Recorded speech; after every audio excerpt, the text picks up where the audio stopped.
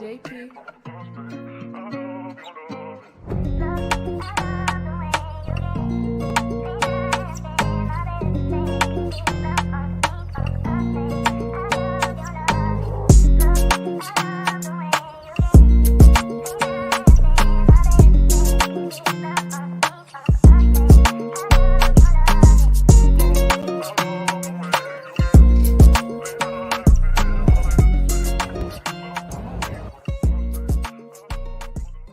Right, hello there, everyone. Welcome back to James Redmond TV and welcome to another live stream. Well, it's not even like another usual live stream. Hamez has actually been getting some serious guests booked for the channel, and this is something that I would like to cook over time. I'd like to bring more input from other fans of the channel as well. And with these two being, you know, this is why it's called the Manchester Showdown, I thought, you know what, let's get a City fan, one of the best that I know. Let's get a United fan, one of the best that I know. Let's get them together and let's create fire content, because that's what we do here on James Redmond TV. So first and foremost, because I've done content with him before, I'll introduce him first. The man to my left. Yes. The guy, the one and only, the true sensation. And I'll tell you now, Daps, what I appreciate about you is you're firm on your points, and I appreciate that you don't back down a lot of the time. Second of all, I'm stubborn. But do you know what, though? You need to be that sometimes, because in the football game, we're all trying to one-point each other. You know what I'm saying? We're all trying to get one-ups and whatever. Oh, you're the best at it, bro. You're the best at it. You're good at it. You rattled me a few times on that. You rattled me massively a few times. I mean, Traps has rattled me as well, so it's all good. Game. This is the game, though. Yeah. Daps, there's times where you've probably done it to me, so it's fair game. Yeah, no, 100. That's the thing. I'm one of them people that, don't throw stones when you live in glass houses. One of them ones where I'll moan about people rattling me, and then that's all I do when I go on my channel is try and rattle other people. Jeez, that's sick. But can you explain why before? Because every time I hear Hamez, I'm like, how is James Redmond Hamez? Yes. So I am Brazilian, essentially. So my actual name is Hamez Redmondinho. Okay. So that was my original name, but I thought, okay, to make it profitable, let's go English. You know what I'm saying, Daps? Oh, you're not lying, or are you lying now? Because I don't know if you're telling me. Deadly serious. Jack, you can confirm this for me. I'm Hamez Redmondinho. No, deadly serious. I'm not even lying to you. I'm from São Paulo. No, I don't believe you for shit. What do you mean? I can speak Portuguese. I'm like Darren Till. I'm like Darren Till.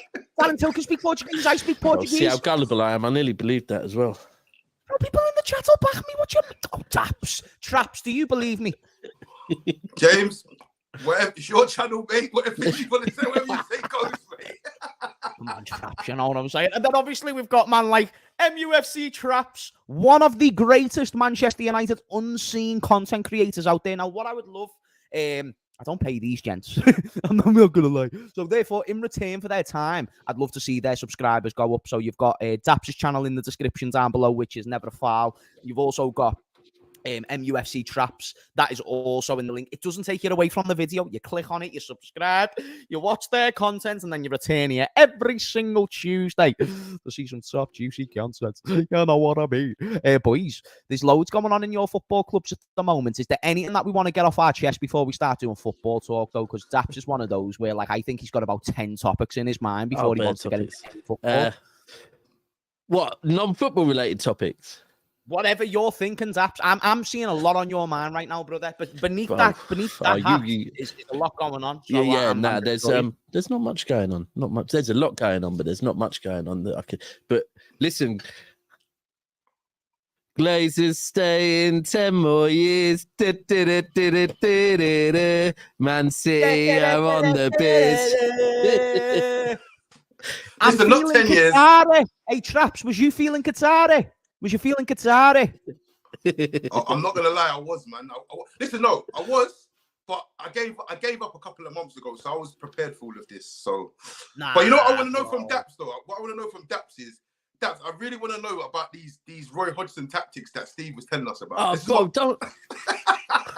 Listen, hold on, though. You should know about the Roy Hodgson tactics because they rocked up to Old Trafford and showed you. Listen, I believe Big Roy. Yeah, so. Hamez, the story behind this is, Bernabeu this last season, 20 minutes in. You got to remember that was on a Tuesday, I think it was. We'd been in We've been in Madrid since Sunday. Not much sleep, a lot of alcohol. We're at the game. Me and Steve go to all European away games, sit next to each other, yeah? Anyway, we're 25 minutes in, tense game, obviously, second leg. And I'm pretty drunk. I've had a lot of rum. Standard. And all of a sudden, I've seen you have a cigar on the middle of the Etihad pitch, I'm not surprised that you're pissed in this story. And all of a sudden, I've decided, for whatever reason, that something triggered me, that I wanted to tell Steve all about Roy Hodgson's tactics at Crystal Palace and how they're working. And Steve stood there looking at me like 25 minutes into the second leg of the semi-final. Sorry, first leg, it would have been, in fact, against Real Madrid. He's looked at me on, Daps, what are you going on about, mate? And I'm like, what? He's like, we're playing a semi-final against Real Madrid at the Bernabeu, and you want to tell me about fucking Roy Hodgson's tactics? And I just looked at him, started laughing to myself, and thought, yeah, you're right. So I'll be quiet. But listen, Traps, he's rocked up to Old Trafford. I think isn't he the manager that's like... Yeah, five games. He's got signed out of five. His last 5, which is I think he's the first manager to do that. To be fair, so I bet you want to know about his tactics. Yeah, so we need to know. Man. We need to pass them on to Big Ten and get 10 to eradicate this Roy Hodgson problem. I absolutely guarantee with all of my heart, mind and soul that not one of those wins come when he was Liverpool manager. Am I right in saying that? I don't think he managed you know. I don't think so. Bro, you should forget it. Bro, that was an edict to fucking forget. By the way, shout out to Diego, the best Palace fan who tunes into this channel, and apparently he's a big fan of you as well, Daps. I'm telling you now, okay, hate is a strong word. I don't like to say I hate people because I'm a little bunny rabbit. You know what I mean? But I'm just saying to you is that there's something about Roy Hodgson. There's a distaste when I see that, man. Do you know what I'm saying? Like, you nearly fucked my face and my football team. Therefore, I don't appreciate you. You know what I'm saying? Gerrard literally missed a penalty to get that man sacked. I think that speaks for itself. Listen, he's doing a job at Palace, isn't he? He's doing a big Roy. How can you not like him? He's like a granddad, isn't he? You can't not like a granddad. I believe that Roy Hodgson goes to like a freeze chamber after every game and they just unfreeze him on a match day for him to just do his stuff and then they freeze him back. I don't think he exists. I don't think Roy Hodgson actually exists. He's an urban myth. Oh, got Fulham into that Europa League. One of those where Liverpool are. Say that again. I was going to say, Roy Hodgson got a nice little resume, you know, because he had the game against he managed Inter. Like, fun fact, didn't Roy Hodgson manage Roberto Carlos? Yeah. I swear, back in the day, he used to be, when he arrived in England with a good resume behind him. And then he took Fulham he did. Then he took Fulham to the equivalent of the Europa League, didn't he? Intertoto, wasn't it? Is that all? Nah, I swear it was better than that. Is that all it was? I think it was the Intertoto. Oh, no, forget that then. I thought it was... Hold on. The Intertoto Cup, mate. The Intertoto Cup. Don't mind if I diddly fucking do out here, you know what I mean? Now, right, this is what I knew. I knew when I got Daps on this show, we're going to talk about some mad shit. And I knew that we're literally 8 minutes into our new show, and we've been speaking about Roy Hodgson. Which is brilliant, by the way. This is exactly the direction that I want the show to go in over the course of these next few weeks and months. Let's start off with Manchester United, because I think that's where the topic's been all week. And I think over the international break, Manchester United YouTubers have been making bread, bro. You've been getting news every single day. Friggin' big headlines, this, that. You can't forget about them. They're on the tip of everyone's tongue. Sir Jim Ratcliffe's at the wheel, mate. You know what I mean? 25% ownership. Don't know what that means, but apparently he's got like control over things like choosing who's going to be the board and directors and the people who are going to choose for the transfers. And it seems like Glazers are going to take a step back. Traps, I'll start with you. Is this a positive? Is this something that you're encouraged by? And do you think that it can be? Because obviously the Qatari thing was the most ideal scenario. That hasn't happened. Now it's Ratcliffe. Is there any positives that can be taken out of it? Do you think that you can be encouraged by him? I think, well, now, looking at the situation right now, I said I haven't put out any content or anything in regards to this because I wanted to see what the actual structure of the deal was. So once he gets his little say I, yes, we say I, sign on the dotted line, this is what it entails. And and that's when I'd make my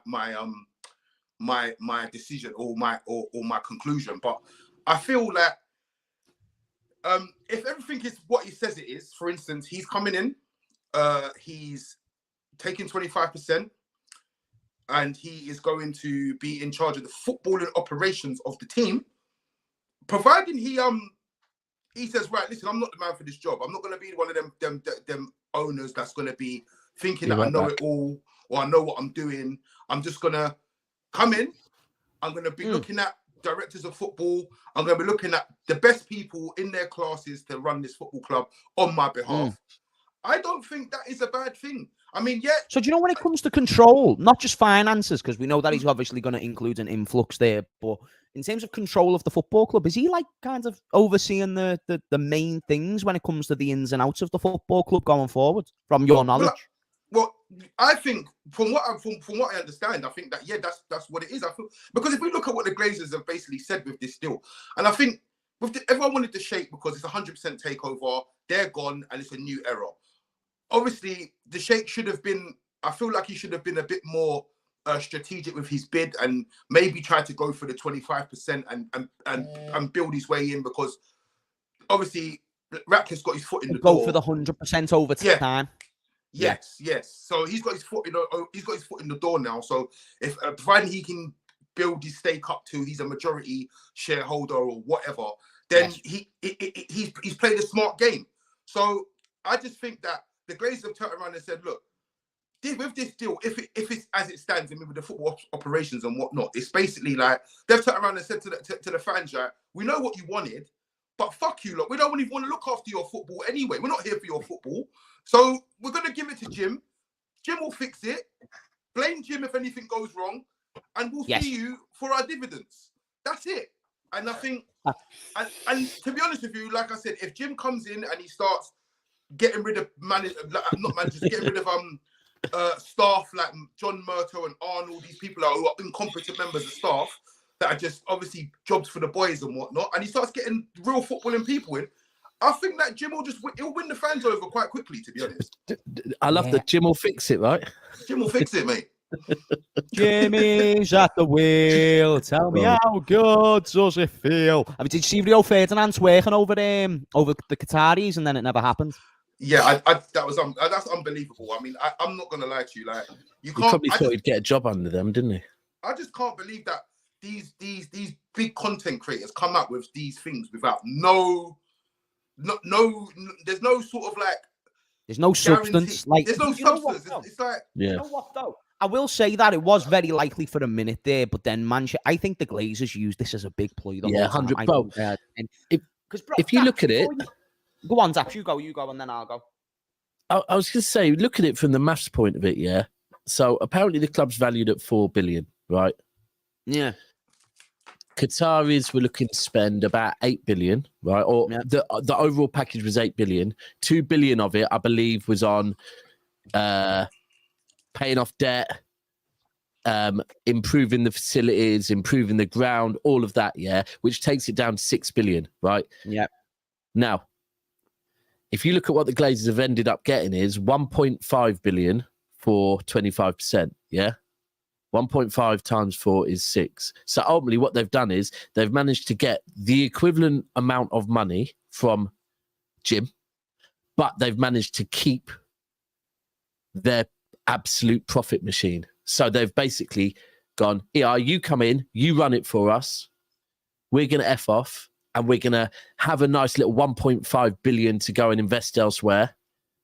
And we're still going to have our money machine in Manchester to keep churning it. And this is a thing where I feel I think Ratcliffe maybe has the right intentions. I've heard he's a United fan, so he's probably coming in saying, I want to improve it. I do want to take United to get them back to where they were.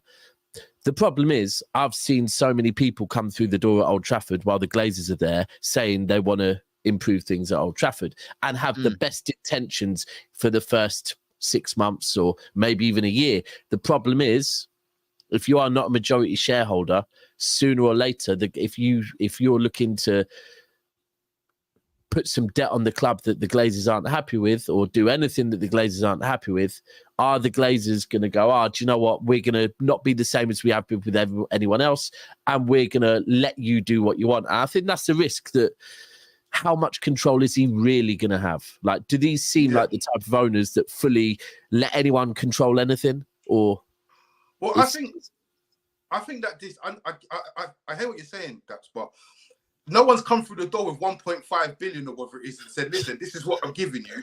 This for to go and do this. Do you know what I mean? And to be honest with you, it's like, I just think everyone in the United fan base's head's fallen off on the basis of, full sell now. You sold yourself the dream and it never worked out. You heard certain things. I fell for it for a few months. And then after about 2-3 months ago, I realized that they're not leaving, man. They're not leaving because we've seen so many takeovers happen. I mean, even Liverpool was up for sale and then they took them off the market. It was just done. It was dealt with quite quickly. Man City's takeover, quick. Newcastle's takeover, quick. Yeah. Chelsea, twice, quick. This has taken a year. So yeah.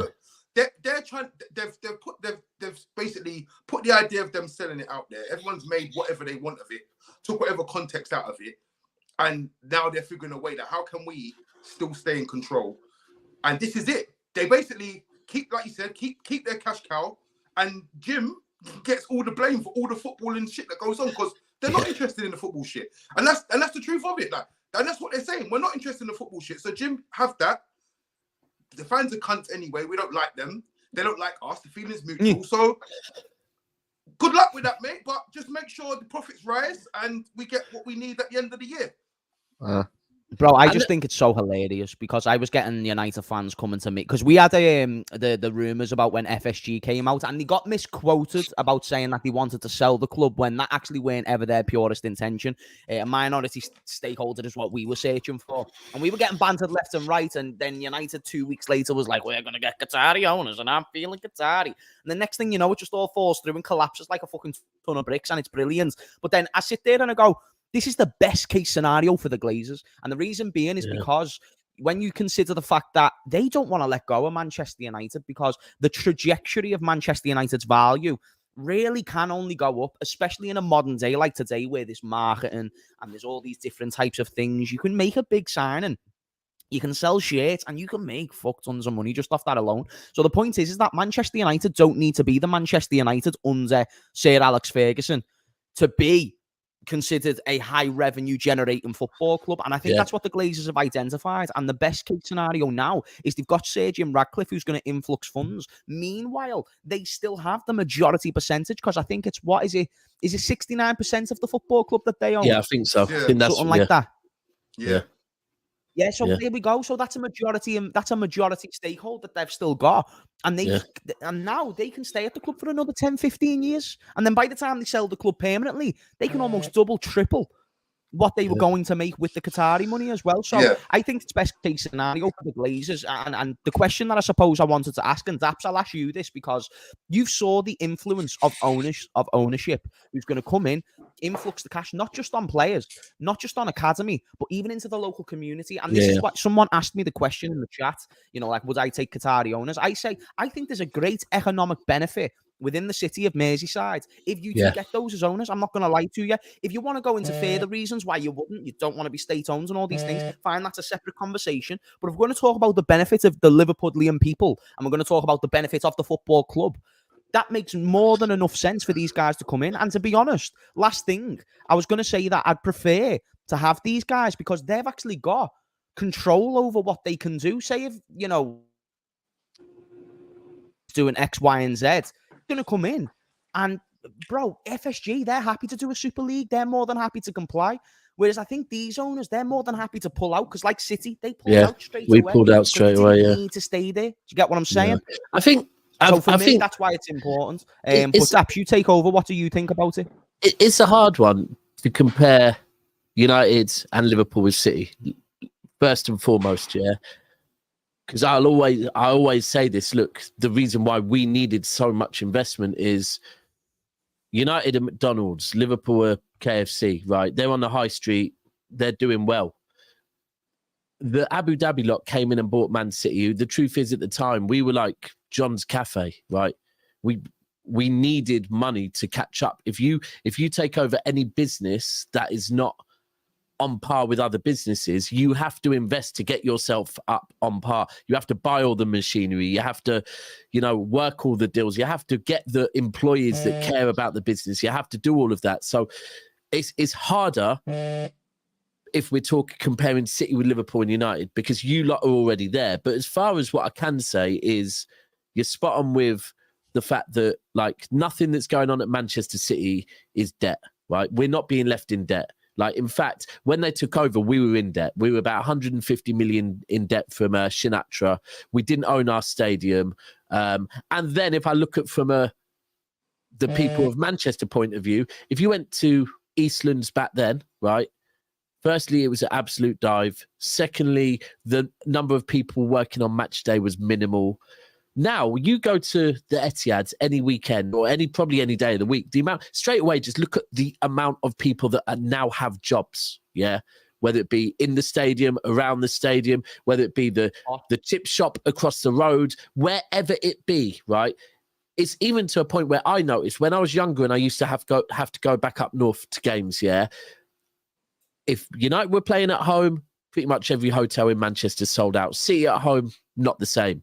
But now, all of a sudden, it is the same. So it's not just it's the whole of Manchester pumping money into security, everything. So, and I do think there's a lot of the top Reds, I'll call them, yeah, the Manchester-born Man United fans, they saw that with the Qatari lot. They saw that, they are actually going to come in and help to improve the ground, the infrastructure, the community around the ground, everything. And for me, the one thing I'd say with us is, because I always used to say this when we first took over, that I never dreamed of lifting a trophy. That wasn't... I've supported City from 3 years old, okay? Right, the most I celebrated at Main Road was Man United not winning the league. That's how bad it was, yeah? So when they came in and we lifted an FA Cup, I'm like, okay, then a Premier League. And then when people were like, oh, what if they leave you? I was like, well, if they leave us now and they go and take over another club and they go and take over Scunthorpe, Rotherham, or whoever, Oldham, and they get to experience what I've experienced for a few years, then fair play to them as fans, especially the ones that have been there through the hard times. But then it gets to a point where now I can look at it and say, even if they were to leave tomorrow, we will never be the same. We will never be the Manchester City of before, because we now have infrastructure. We now own our own stadium. We're now there. So, but I think it's harder with you two, because you're like, I can admit, you two are bigger clubs legacy-wise than Manchester City. So you don't need it as much as we needed it. But I think what I could say is that the best way of putting it is it better to have your sight and go blind, or is it better to never see at all, right? And I think that's what's happening at Man United, because Man United had such good hearing and such good eyesight, and then the Glazers have pretty much come and taken both away. Only go down. And now it's like they know what it feels like to be so good, and now they're like this. These toxic owners are just draining everything from this club, and the Qatari lot was like, do you know what? They could bring us back, and now it's put your hands up. I mean, look, I think Ratcliffe getting involved is not as bad as it just being the Glazers. No, I agree. It can't be. It can't be. No, it's not. I agree. Like, listen, it's just a bit of hope that it won't be as well. We don't. Look, nothing is guaranteed. Like, we don't necessarily. You've got nothing to lose with Jim Ratcliffe coming in, realistically. Yeah, as a United fan. But what you have to remember is, look at the Qataris in Paris. True. The fans can't stand them. Yeah. Do you know what I mean? So it's not all that glitters isn't gold. I was going to say, it's not always rosy just because you get an influx of cash. It's still about structure. And also this myth, sorry to cut you off there, Traps. I do want you to keep going because you were on a flow there. But it's like, you get United fans saying they don't spend money. It's like, that's really not the problem. Or they don't put their own money in the business. You couldn't be more dumb if you started putting your own money in business. If you speak to most fucking billionaires and millionaires, it makes no sense to even take that approach. So I agree with you. It's like money ain't the problem. The structure's the problem. Yeah. Money's not the. That's what money's not the issue with our club. It's how the money gets spent. And at the end of the day, right, if United were winning leagues and Champions Leagues, and these lot were on the back end of it, sucking a little 10, 15 million, 20 million dividends out the back of it every other year, no one would be bothered. No one would be bothered, because for years and years and years, yeah, we had the Glazers out and Red Knights trying to buy the club, and all these little murmurs, but there was nothing substantial going on about with in terms of ousting the Glazers and whatnot. But because it's gone so badly south, and people think that, all right, it's the money getting spent or it's whatever. It's not. Like, the money needs to be spent in the right way. Now, I understand what you lot mean about infrastructure and whatnot, but Man United as a club bring so much to the city of Manchester already with terms they of, do in terms of revenue, in terms of opportunities for everyone. Anyway, people come from all different countries. Yeah, they do. That's what I meant about the hotels, Traps. Yeah. We've just got up. We've had to play catch up with that. Do you know what I mean? But I can vouch for that. Listen, if every Mancunian doesn't go to watch Man United play, then it's fine, because, you know, Irish will come over. They will go. Say, there's someone who will take that seat. That's it. It is like that. There's the waiting list for the season tickets is 10 years. Like, minimum. That's a minimum. Fucking wild, isn't it? It's like that with Liverpool. We've just got to wait time for season. So at the end of the day, so it's getting like that here now as well. I was going to say, So when you're looking at things like, he's saying he wants to increase the stadium to 90,000, that's great, because we could feel that. You know what I mean? When he's saying things like he wants to get football people in, that's great, because that's what we've been asking for. But so at the end of the day, if we've got a director of football now, you're not going to see the team coming up short because Ten Hag or whoever's in charge has not been given the adequate tools to go and manage out a season. There's going to be money spent in the right way. There's not going to be players being bought because they've got 50 million followers on Instagram and Adidas endorsed the idea of them coming to the club for shirt sales and whatnot. It's going to be like, no, we need a defender, or we need a striker. This guy, he's 5 million quid. He plays well. Scouts have said he's this. Let's get him over it. Like you said, that. And another thing what it creates is, because you got a lot of people, I don't know if people know this, that Man City own Girona. So, do you know what I mean? If players don't really do well at Man City, all the younger players, they could just, they ship them off to places like Girona. I think they've got another one in we've Brazil. got about 9. Yeah, we've got about 9. One in Brazil. So it can go all around. So again, he owns this club and he now owns Nice. So I wouldn't even look too much into that, though, you know, because, like, hasn't he done quite crap at Nice? Or isn't Nice like a funny run club at the moment? I mean, I don't really. I heard he gets rid of managers quickly, so Ten Hag better be careful. Yeah, I don't really know. Anyway. I'm not going to say I don't really know the full ins and outs of. Do you know the key is, Traps? The key is, like, and I haven't deeped who's behind everything at PSG, to be fair, but the key to Manchester City is not. Look, I always say, who's the most important person at Manchester City, but people will predominantly say Pep Guardiola. Some will say the Sheikh because he signs the checks. Yeah. For me, it's not. It's very simply Khaldoon, right? Yeah. You take 2 minutes out to go and wiki Khaldoon and see how much this man is involved in. He's our chairman. He's basically the Abu Dhabi royal family's trusted advisor. You know, like in Aladdin, yeah. You know, you've got Princess Jasmine's dad, the king, right? And then you've got the evil one that, like, basically he has to ask everything before he does. That's like Khaldoon, but Khaldoon isn't evil, right? But ultimately, he's like on the board at F1. He's got equivalents of Nobel Peace Prizes between the UAE and other countries. And he's one of them people that you honestly look at and think, how many hours do you have in a day? Because you're on this many boards, right? And what he understands is what it takes to run a business, yeah? And to run any successful business, you've got, firstly, you do have to know what you're doing. Secondly, you have to stay in contact with your local community 100%. But then also you've got to know what it takes to run a business and have the best in every single department, yeah? So the best sporting director, and that sporting director knows his role. He doesn't press... Like what Diego's saying about the youth academy, make sure that's in check as well. Because everything.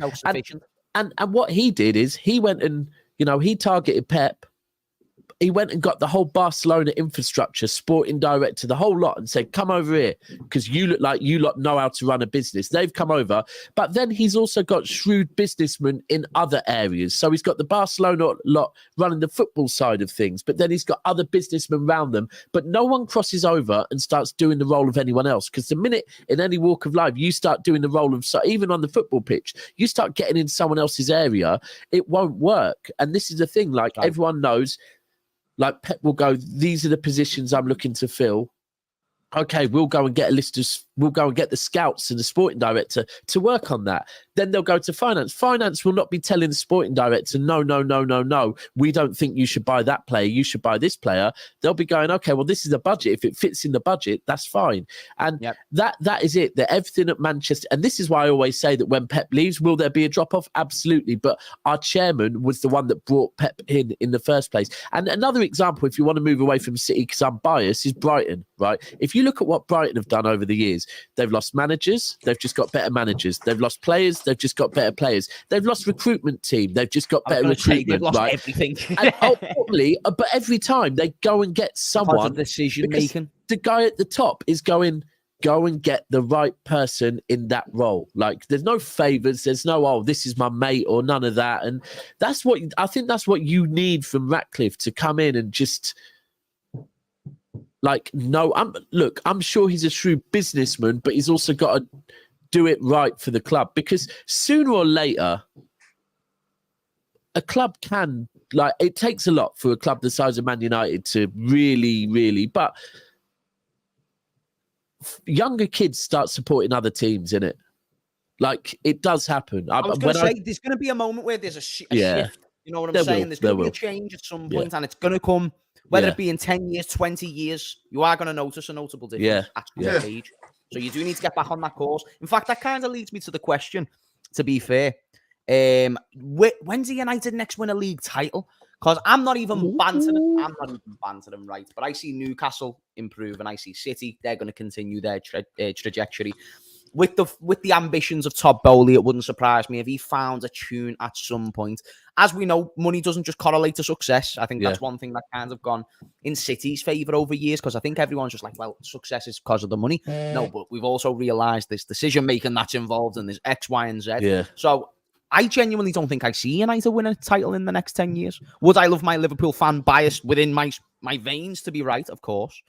But when I try and actually be logical, I don't see a league title in the near or distant future. I don't know if that's a sentiment that you used to agree with as well, because you see Newcastle, they're going to go up on the rise as well.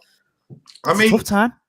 I mean, like, James, I'm not really into the whole forecasting, like 4, 5, 6 years down the line, because we've seen it. Things get turned around within the space of a year, 2 years, 3 years. Things can happen. Now, this is a new. It's not the beginning. It's not the new dawn that we wanted, but it's a new dawn. So you don't know what's going to happen. I mean, like we said, we've seen the owners of Newcastle come in. They've turned them from relegation fodder to Champions League football team in the space of 18 months. City got taken over in 2008, won a league by 2011. Klopp came in at Liverpool. They won the Champions League and a league within 3 or 4 years. So, I mean, maybe, I wouldn't say maybe not in the next sort of two years, but you have to, at the same time, you have to see what this new situation is going to bring. And if it brings success, then you would be changing your tune. But as it stands, if you're talking about as it stands right this minute, I mean, we might nick a league in about 5 years' time based on, I don't know, but we might. But I wouldn't say United would go another 10 years without winning a league. James. This is very dangerous. You just left your channel for a second to a Manchester City and Man United fan. That could have gone very badly. I think he's back. Is he frozen? Yeah. I didn't mean it. My Wi-Fi is doing a Bandulu ting at the moment, broski. This is a problem. I'm actually just going to need to go out and back in because, bro, like it's going like a robot. So give me 1 sec. Leave it in the hands of... Don't cancel me. I ask you, do not cancel me. Right then. People, like first, actually, let me take over real quick, people. What you need to do here is you need to we always come on and some of you will go, oh, we don't like being asked to like the video. Listen, if KSI, if all the big Mr. Beast, SSS Sniper Wolf, my daughter watches her, yeah. If all these big YouTubers can ask you to like a video, yeah, and they're making millions, yeah, then we can ask you to like a fucking video, right? Let me explain, though. I'm not going to do a Boris Johnson and just ask you to do something and not tell you. I'm not going to tell you to stay indoors and not explain why, right? We ask you to like the video because when you hit that like button, yeah, that helps this video get pushed out to more people, which ultimately, if you're here, I would imagine you're one of James's or Hamez's avid followers. You're a fan of his, yeah? You want him to not have to go and work a day job like I have to. You want him to be able to do YouTube and just put all his time and effort into this. Now, for him to be able to do that, this video needs to get out to new people. When we finish doing the live, it needs to be pushed out to new people. He gets new subscribers, he gets new likes, etc., etc. Now, while Hamez isn't here, you could stay and listen to us too, or very quickly, you could just hit that subscribe button and hit that like button. And then it will help it go out to other people. And then you come straight back to us. And baby, by the time you're here, he'll be back. Until then, do I think Man United could win a league anytime soon? Bro, I could answer that question in a year's time. But that's it. What I would say, in my opinion, I do not think getting rid of Ten Hag is the right. I mean, I'm welcome to the Traps and Daps show, by the way. Traps and Daps. There we go. Traps and Daps. But yeah, I don't think that it's Ten Hag out time just yet. I don't think it's anywhere near that, because the thing is, right, you have to give managers credit. Yeah, at the end of the day, he's inherited a squad that has known to throw managers under the bus. There's been a lot of unrest. There's been sections. There's been groups. All kinds of stories coming out about changing room unrest and whatnot. And he's managed to get a tune out of them to some degree. Some degree. And a lot of these players, in 2 or 3 years, will not be there. So, yeah. I think the hardest thing with the manager side is same as look. There was a period where some of City's fan base, predominantly newer City's fan base, were very anti-Ederson. We're not going to win a Champions League with Ederson. Ederson's not good enough. We need a better goalkeeper. And at the time, although I am very pro Ederson, and I'm not one that forgets what players do over a long course of time because of one bad game. Like, I'll be like, hold on a second. Listen, this team, this player has helped to bring us happiness we never thought we would achieve. He's had one bad game and you want to throw him under the bus. I'm not that person.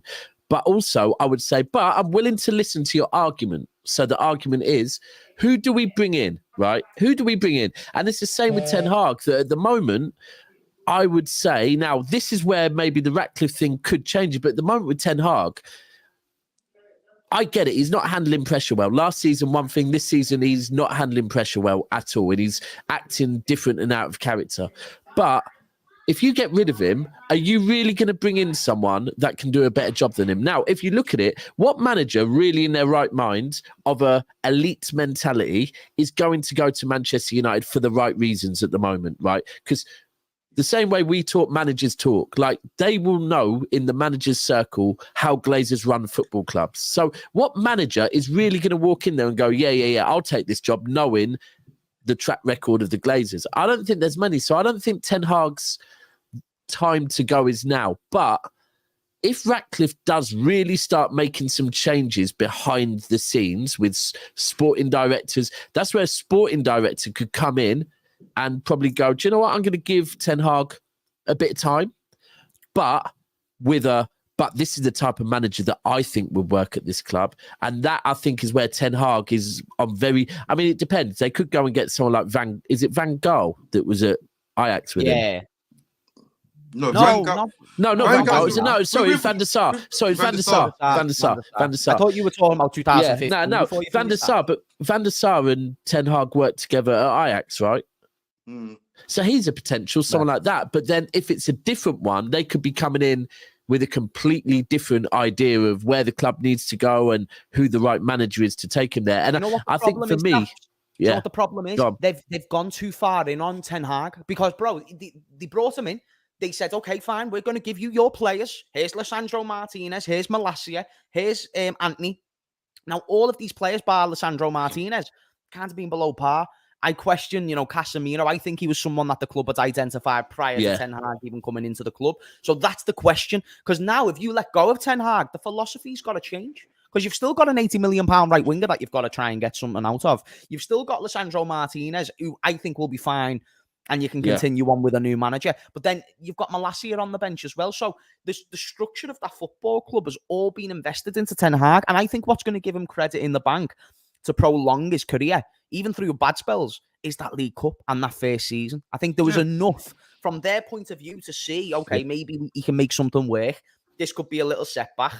But then I also think that's a huge mistake on Man United's part. I don't think Ten Hag is the manager that Manchester United require. And I think the players, it's evident that the players aren't playing for him, bro. It's so evident. Do you know what? I even think on the Sancho one, because, look, I kind of was on his side initially with the Sancho thing because I thought, do you know what?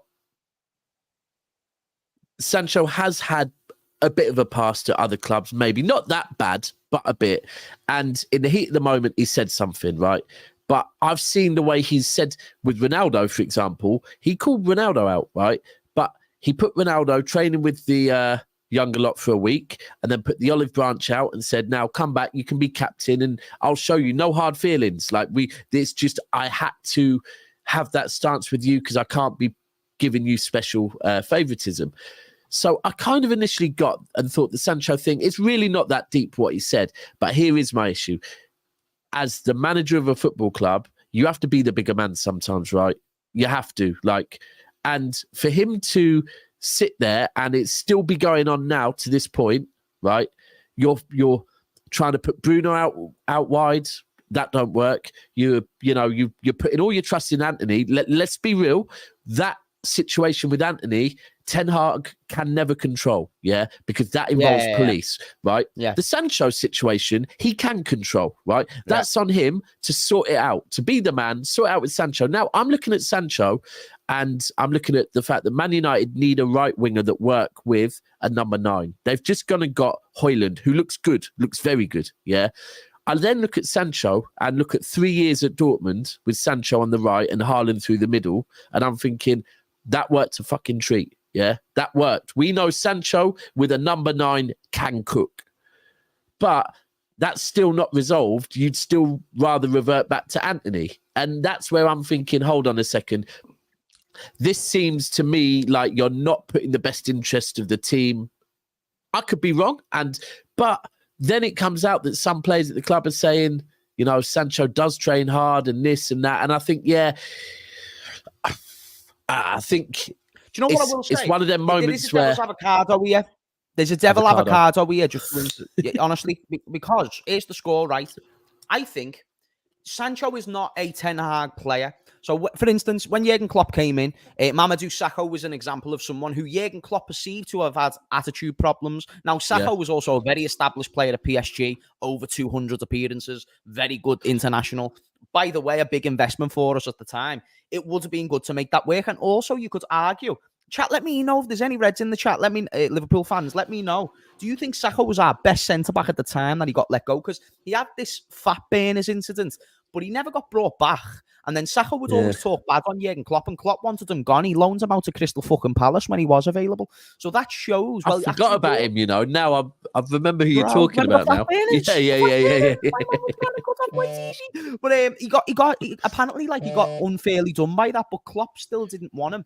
And it was because of the attitude problem, the potential disruption. Because the one thing you don't want your players to see is you submitting to a player, because now they think that maybe I can get that same treatment. So if Ten Hag backs his guns just to get the short-term best out of Sancho, what if Sancho still doesn't live up to the hype that we want him to, or he would want him to? So that's the problem for me. I don't think Ten Hag can. Yeah, but he's stuck in a difficult place though, because Sancho has to play. So January comes and Sancho's like, right, listen, he ain't gonna go nowhere because he's 3 or 4 years left on his deal. Yeah, he's got a long deal. So so he's not going to go nowhere. No one's going to pay 350 grand. No one's going to buy him out of the contract. They're not going to want to pay the money. So he's here. He's very much a Man United player for the foreseeable future. So now January comes, you loan him out. I don't know. Say you get a call, from, I've heard talk of Juventus, Dortmund, even Barcelona. So if he goes to one of these clubs and you've got, say he goes to this club for the half of a season, he puts in, a GA of 25. Yeah, that's goals and assists. A GA of 25, all competitions in half of a season. Ten Hag now, and Anthony's here, plodding along, cutting in, left foot shot. Spinning around. Yeah. Yeah, I'm spinning around. All of that shit, yeah? Spinning, my head is spinning. And then he ends up with, 5 GA, 5 GA from 5 goals and no assists. Because that's what he doesn't assist nobody. So then at the end of the season, whether Ten Hag likes it or not, we are going to start a dialogue. Yeah. Yeah. This guy is over here cooking, and you're still playing this guy. What's going on? And then what? If Sancho comes back with 25 GA, he's going to look at him and be like, well, bruv, what are you saying? Because you've got to play me now. And I ain't even apologising. How about that? Well, that's what he's doing with Rashford. That's exactly what he's doing with Rashford. Rashford's bringing the output, but then you see that he's lazy in games. So people think he's being inconsistent, but it's not. He's bringing output, so he's building himself credit in the bank, rightly or wrongly. Yeah. That's just what Ten Hag notices. Yeah. And that's the thing. Look, I do think it is relevant that look, a manager has to go in and has to have the dressing room. It's the one thing. I didn't think Arteta was right to leave us when he did, personally, until I watched his first interview at Arsenal and heard him saying there's so much wrong at this football club. Everyone's pulling in different directions. I need to change that. And the way the board backed him and allowed him to change that, right? And, he had a lot of fans going against him saying, no, why is he getting rid of this player? Why is he getting rid of that player? I do agree. You cannot be a manager trying to get your philosophy of football across if there is one player that is always disagreeing with you and going, nah, but I don't agree with that. Because that one player will have the ear of one or two other players.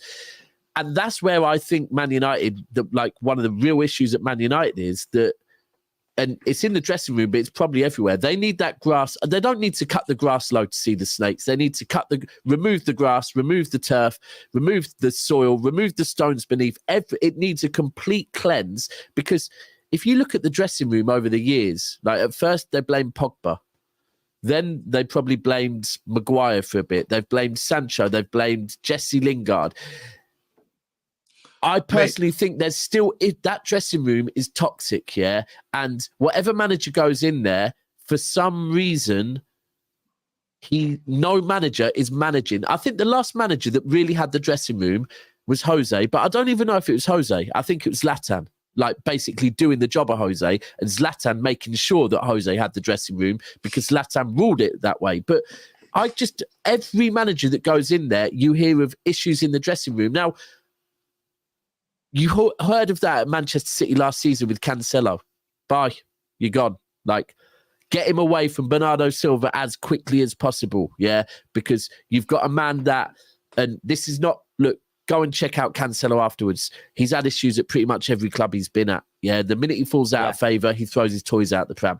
When you've got other players, especially other Portuguese-speaking players in that dressing room, that's dangerous. Especially when you've got some of them are like your Ruben Diaz's, your Bernardo Silvas, your Edersons. They're very important players. You can't have one of their countrymen, one of their friends that they speak to outside of the dressing room, not happy.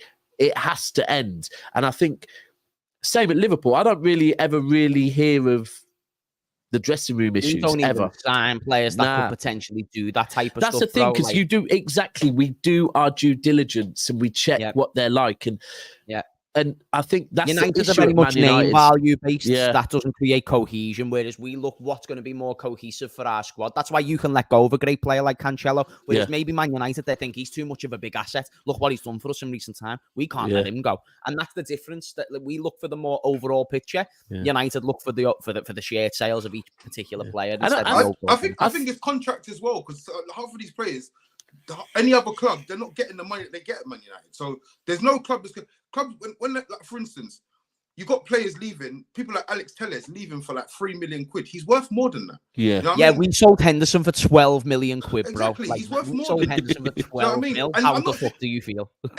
Exactly. So he's worth more than that. So at the end of the day, like it's not even like you said that they have a module that's going on. They have a system of buying players and recruiting players and whatever. At United, it's not. I think that it's like, we go and buy. We take long to buy players anyway, and when we buy players, we keep them too long. That's the problem that we have with. And that's because you got people at the top, Arnold, Murto, and it goes to the manager to them, and it sort of gets lost in translation. It's just floating around. Yeah. What should we do about? What are we going to do about Van der Beek? What are we going to do about Martial? What are we going to do about this? Oh, the season started again. I'll leave them for another season. It's fine. Yeah. That's the kind of. So, but like I said, with Jim Ratcliffe coming in, if he puts people in there to say, right, look, this player's got to go, that one's got to go, that one's got to go. You need this kind of style winger. You need this kind of style midfielder. You need this kind of style DM. These are your options. These are the best ones in available. Pick one of these. Scout one of these. Go and like we'll give them to the manager and say, look, when you got time, go over to the thingy. The Jets waiting for you. Go over to watch this player over here. Give us your thoughts by the end of the week because we need to get the deal done before Man City or someone else comes in and starts doing the price. Because you know what it's like with us, the price going up. We need to be efficient, and that's what we're not. We're not efficient.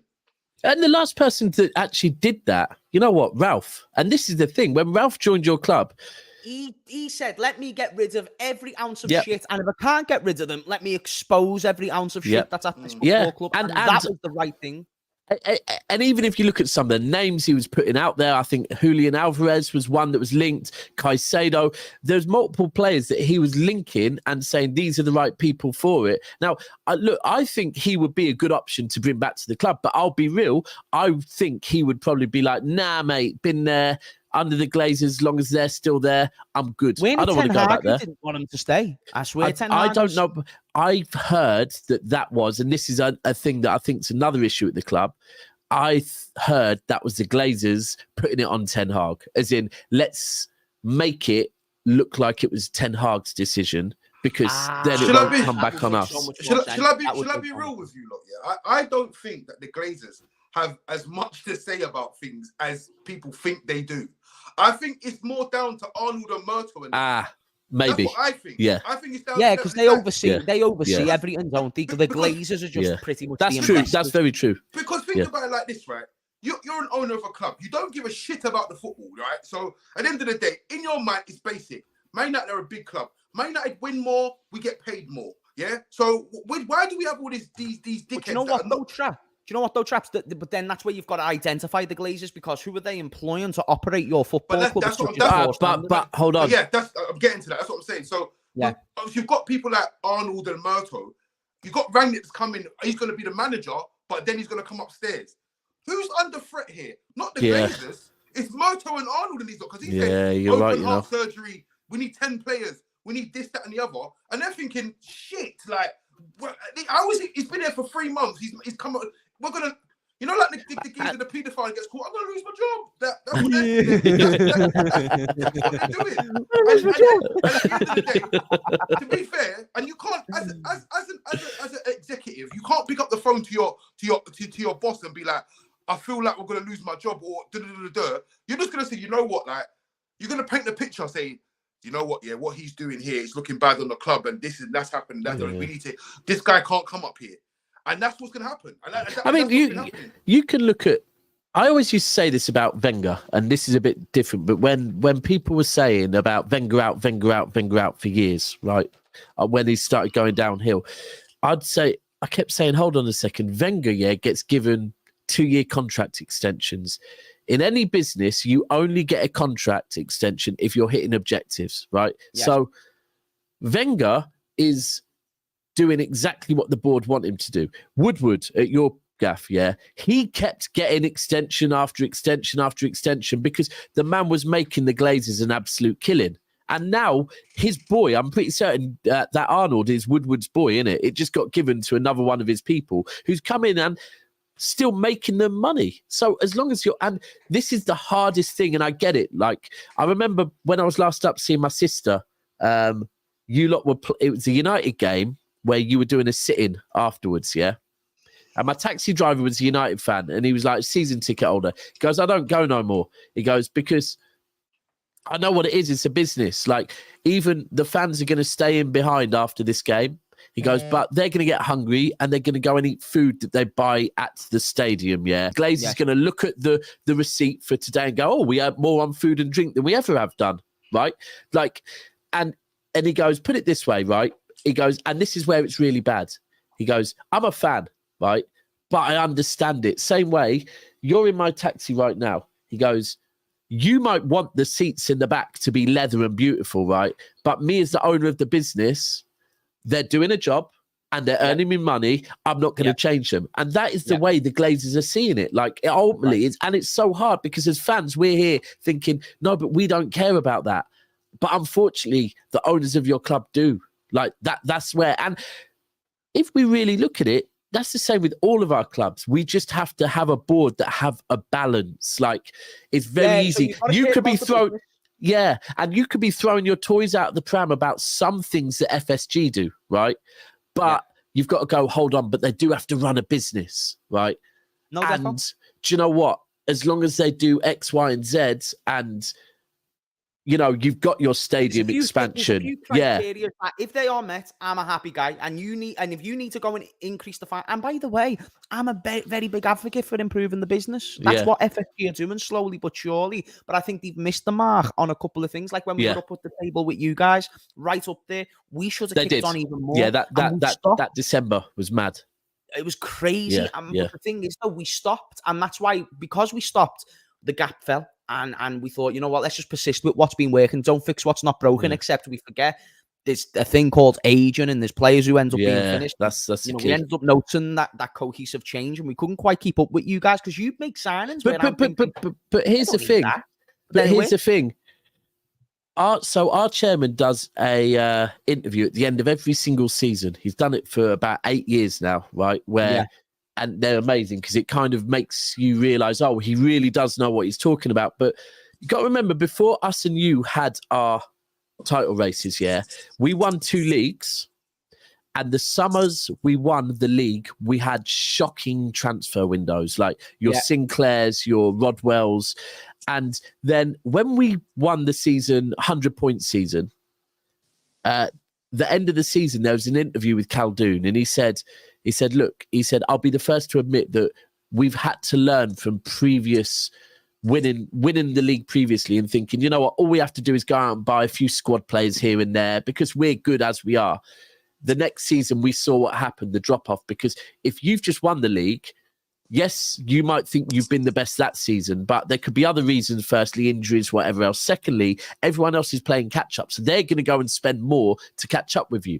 If you do not invest to buy the best, not squad players, you have to buy players that are going to compete, then other teams will overtake you. And do you know what? I'll even say with Girona, who you mentioned earlier on, this season in Khaldoon's interview, he spoke about Girona and said, you know, we can speak about all the positives of what the City Football Group have done, but 2 years ago, Girona got up to the La Liga. We missed the ball. We got relegated. But we've just got promoted again with them, and we're not going to make the same mistake again. Correct me if I'm wrong, Trap. Girona are currently second or third, aren't they, in La Liga? Because our owner's gone, we have to learn from the mistakes we made before. And I think that's the same with FSG, that they just have to. And I'll credit FSG for this transfer window, by the way, in the summer, because... they've done fine. And they also tried to go big on Caicedo as well. Not fine. For me, personally... in a summer that, and you think how the transfer window started, there was a lot of slander on Liverpool. Liverpool are having a really bad transfer window, right? This summer will be known for the amount of money that it costs to buy a 6 or an 8, Midfielders were going for crazy money. I think Liverpool might have had the best window of 8s I've ever seen. Possibly. Yeah, because Gravenberch, McAllister... And for the money you spent in that window to get the players you got, I actually think, you know what, they had a good window. Now, the thing is, I'm just to move on. I'm seeing you link with a few players at the moment that do confuse me a little bit, because I think you're there now with your midfield. I think pretty much your front three, look, Salah will drop off soon, but you're still there. I'm seeing you being linked with Musiala and Sane are two that names it. And I'm thinking, hold on, I feel you go back to that defence now and spend a bit of money on the defence, because that's where it needs. It's not, like, you don't need, listen, we'd all love a Musiala. We'd all love a Leroy Sane, But right now, I don't think that's what Liverpool needs. That seems to be the priority for the next window. That seems to be our priority in terms of centre-backs and whatnot. And that's what James Pearce, who's linked with the club very closely, came out and talked about that as well. Gents, just because we're wrapping up, and I really wanted to bring up this topic with you, Daps. I think we've delved into Man United really well. Don't you dare say 115. Oh, cool. Huh? 115 charges. Charges. What, Daps, you got a nickname for it now, yeah? What, 115? 115, bro. You'll never see that. Where do you think Daps has been all day, and why he's come on the show with a suit on? He's been there defending Manchester City all day as a lawyer. This was one of them. It's about Haaland, basically. I wanted to talk about Haaland because this is one thing I hate. I hate it when couple of games where he's not really involved. Maybe he scores for, oh no, he hasn't scored for 2 or 3 games. Shit. Now, for me, okay, fun, it's fine to banter, but it shows how good he is. Now, the point that I'm leading to is Messi. You've seen all the reports today about how he's pretty much likely to get the Ballon d'Or. I think it's fine to give Messi Ballon d'Or, but then I see what Haaland has done, and I don't think it outweighs what he's done, especially when you think of the time period where Messi's not been in Europe. So for me, the minute Messi won that World Cup, we all know Messi's winning the Ballon d'Or, and my head's round that. I'm not being bitter about that. Like, do you know what? Sometimes the swan song and all of that, it's a beautiful thing. What's today's news isn't tomorrow's news. For instance, we signed Nabil Fekir. He had the shirt on. He done the interview. Next day, he's not a Liverpool player. He's fucked off back to where he came from in Lyon. Now, we've got an issue because Haaland, okay, when Messi wins the World Cup, Haaland was dominating the Prem by scoring goals. Now, the information changed when he became a treble fucking winner. No, but I think there's a, like, for me, this is where we have to understand what the Ballon d'Or is, Because for me, there's one clear winner of the Ballon d'Or. One clear winner ahead of Messi and Haaland all day long, right? Because he scored the Champions League final goal, right? He was our most pivotal player last season, and for me, the season before as well, right? After winning the treble with Manchester City, he then, about 4 days later, flew back to Spain, linked up with the Spanish team, and captained them to the It's Rodri, bro. Like, Rodri, for me, hands down over Haaland, right? But I'm also aware that as a DM, unless every single striker fell short of that. Virgil van Dijk fell short of that. Unless every striker has an absolute shite season, like, it was never going to be Rodri. But for me, look, Haaland wasn't my best City player last season. So I'd be putting Rodri there, but I get why it's not Rodri because he's a DM, and I get why it is Messi because of what he did. That's the way it is. Look, at the end of the day, the Ballon d'Or is a French magazine's trophy. Like, it's all about the glitz and the glamour, and so it's going to be Messi or Haaland. It will never be Rodri, but it's what it is. I'm glad you were going to speak on that. I thought you were going to speak on Haaland's form this season. I was. You wanted to do that as well. Nunez being better. I was going to ask you the question because I've never agreed with the comparison of Nunez and Haaland, but I do think Nunez has had a better start to this season than Haaland. Is this a notion that you agree with? I think we actually did a segment on NeverAFoul where me and Cass were massively singing Nunez's praises. I think last season, unfortunately, Nunez happened to land in the Premier League at the same time as Haaland, right? He was diabolically shit. I wanted to scratch my eyes out watching that man last season. But I honestly knew. The comparisons happened after the Community Shield. By Liverpool fans wanted to do the comparison thing, and it was like, don't do that because you're not. Now, the truth is, if Haaland played for Liverpool last season, Haaland would have broke the record by even more goals, The amount of chances that Nunez actually had and didn't score, Haaland probably would have scored even more there. But I think this season, it's a very, very easy notion to say Haaland has been crap. Like this whole Haaland without De Bruyne, right? De Bruyne has been injured all season. Haaland is top goal scorer in the Premier League, So this Haaland without De Bruyne thing, well, Haaland's still better. No, we did. He's top goal scorer. Yeah, he's top goal scorer, bro. He's top goal scorer in the Premier League, right? We did. How is he top goal scorer? Wait, Traps, did you know this? Yeah. I mean, see the Haaland thing for me. Like people don't. People understand go too far. I said it. They don't understand what Haaland is. They don't understand what Haaland is. Haaland is a goal scorer. It doesn't matter. You could put like it's like what goal scorer by 2 goals, I think, as well. It's like you put Haaland in anywhere. You could put Haaland at flipping Wrexham. He's gonna score goals. You know what I mean? He's just one of them. He's just one of them players. So for me, I don't think Darwin Nunez is a different player to him. And I always said Darwin Nunez would eventually cook. I've always said this because he was having he was at one point. I remember watching Liverpool and he was having like 4 clear-cut chances in a game, clear-cut ones. It's like he still misses it, so you know. He still is. Bro, he's still putting in good performances, though. It's one of them ones where you're right. No, you're right. But bro, I'm used to Robbie Fowler, Luis Suarez, Fernando Torres. You know what I mean? Like lethal fuckers. And these never even got blessed with the amount of chances that Darwin Nunez got. I'll give Nunez credit. He creates a lot of his own chances, which is beautiful. Creates a lot of chances for other players. Definitely deserves to be the mainstay in this team right now. Yeah, but I'm just saying that based on his output, based on his conversion rate, I don't see conversion rate significantly improved beyond his age. There's anomalies. There always is. Typically, it's not what happens. Yeah. How old is he? He's 24. Bro, like... Arsene Wenger, bro, you know what I mean? Like, you don't improve. It doesn't improve that much. Like, I hear that. I just think with the Haaland thing, right? Like, look, I can be critical of Haaland, but this is what makes me laugh. I can look at the who do we play? I can look at the Wolverhampton game, the Wolves game. I can look at the even the Leipzig game that we won 3-1. I can look at those 2 games, and he wasn't good in those 2 games. Yeah. He missed sitters, right? But against Arsenal, it came out, Saliba pocketed Haaland. No, right? The delivery to Haaland was non-existent, right? There was no delivery to him. So it's just...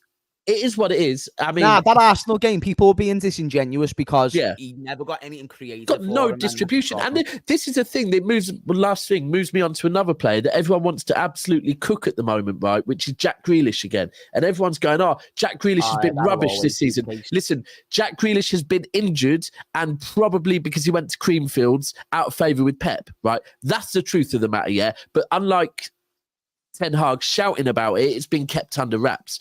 But if we look at last season, when we won the treble, Jack Grealish had a specific role. The specific role is to be an occupier and create space for other people to operate in, So, yes, he won't get too high a GA, but if Pep Guardiola is not dragging you, it's because you're doing what he asks you to do. He used to drag Leroy Sané regular, right? And look, we all love Leroy Sané for his GA, but he got dragged regular. Jack Grealish creates space. There's no coincidence since Jack Grealish has not been playing, Haaland is not cooking as much because he hasn't got as much space to operate in. So I think that's the one thing I would say. We've got Brighton on Saturday, and I want to see Jack Grealish start, Haaland through the middle, and I think normal business resumes. What score do you think that game will be?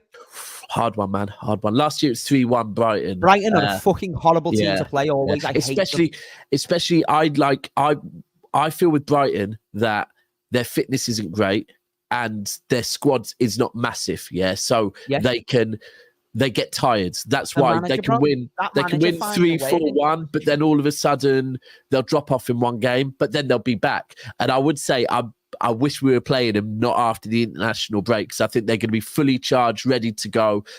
Look, it's at the Etihad. It's Brighton. We should win it. But it will be a difficult game. It will be a very difficult game. If you drop points, I don't even think it's still panic stations for City. No, it's not panic stations until the Brighton are just that type of team. Traps. Who are you playing on the weekend? I think we've got Sheffield United away. What are you saying in that game? Gonna win?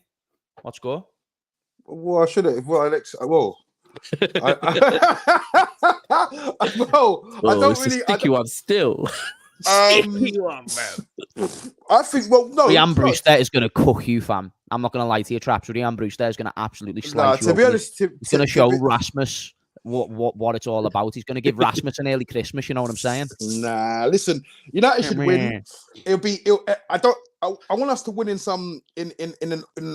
a convincing fashion, but that might not be the case. It might be a shitty game where we end up nicking it. Scott McTominay, super sub coming on, delivering the goods and that. So I mean, we should win, and You don't seem too convinced. Yeah, I'm not gonna lie. Traps would be a terrible lawyer for me. I mean, look, I'd be real. Like, I appreciate transparency, but I can't gas myself up. I'm not like I remember waking up. You've got the better Haaland. Oh, here we go. Well, look, I just think we should win, innit? We should win. I can't. Whether we win or not is a different story. I'm not doing it. I'm not doing it to myself because you don't want to take like a little cheeky 2-0 victory. Yeah, I'll take a 2-0. I bet you would. Rasmus Højlund brace that it's incoming, guys. Put the bets on. Don't worry, I'm not actually advocating for betting. Anyway, gents, I've kept you for 9 minutes, actually 10 minutes longer than what I intended to. So I appreciate you staying overboard. An amazing show. In fact, if anyone let the first show down, it was Hamez with the Wi-Fi. So I'll get that sorted for the next stream. But gents, I proper appreciate you massively. Before we do round up chat, please do subscribe to both gentlemen. I love people going off and just saying they got a few more subscribers. So every week we'll try and get them more, but this week if we can just get them a few more on both channels, NeverAFoul, MUFC Traps, they're both in the description. Go subscribe to both because they've donated the time to the channel. This show is likely to be every week at 6 p.m. So do make sure that you get that down in the calendar. This will be the trio going forward. It's going to be amazing. Gents, anything to sign off with at all? Old Trafford is falling down. Ten Hag is Daps, you know what? Yeah, listen, you keep saying this year because you remember what happened last year, and maybe not you, but certain people, we're not going to name names, started deleting people off socials, getting blocked in that. Yeah, so just remember you are coming. Hold on, but what I said to you at the time was, do it on a stream, no problem. You don't need to arrive in my inbox. Yeah. On a stream, no problem. But 1 minute after a game is finished, when I haven't even got back to my hotel yet. Good evening. Good evening. Yes, it basically, look, listen, yeah. Look, we got you end of the month. You know what happens with us. Sometimes they just turn up against City. I don't know what happens, but they just think, yeah, fuck it, let's have them. But that's fucking heaven. It's fucking heaven, mate. Anything to plug, boys, before we go? 10 o'clock, NeverAFoul. 10 o'clock, NeverAFoul. 10 o'clock, big up to everyone that was in the chat. Big up to James. Big up to Daps. Pleasure being on the show. And we'll see you soon. Well, I'll see you soon. We will see you next week. Love every single one of you. Have a good day. Have a blessed night. Ta-ra.